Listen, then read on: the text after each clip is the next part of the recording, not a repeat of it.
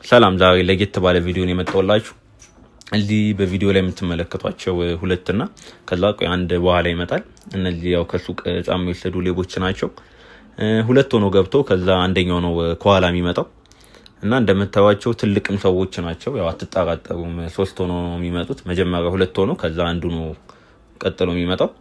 ከዛ እንደምታዩት አውቀው ብዙ ቃን የሚጠይቋት ልጅቷን ሌላ እቃ ይጠይቋታል። ወደዚህ ያለ እቃ ይጠይቃታልና እንደምታዩት እሷ በቃ ለነሱ ለሁለቱና ሌላ ሰው መስላቸው ለሁለቱ ልትወጣ ዝቅ ስትል ነው ይሄኛው በመሃል አንደኛው ከዚህ ጋር ጫማ አንስቶ ይከተዋል። እኔ እንዴትም እንደቻለለት አላውቅም፣ ግን ያው ወደ ውስጥ ይከተዋል።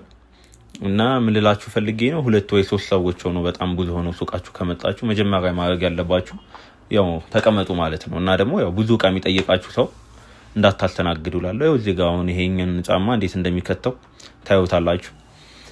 እንዴትም እንደቻለለት አላውቅም። እኔ ባንዴ ሁለት ጫማ ነው ከተተው እዚህ ጋር ይከልለዋል እንዳይታይ ሌላ ሰው እንዳያየው ያው ይከተዋል ማለት ነው።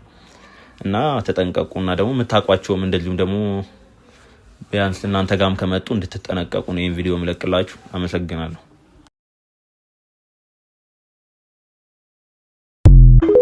ሰላም ይሄኛው ከዛኛው የቀጠለ ነው። እንደምታዩት እዚህ ጋርም ድጋሚ ሲታገሉ ነበር እና ሶስቱ አውቀ ከላይ ያለው ነው ብዙ እቃ መያዛት እና እኔ በጣም ገርሞኛል።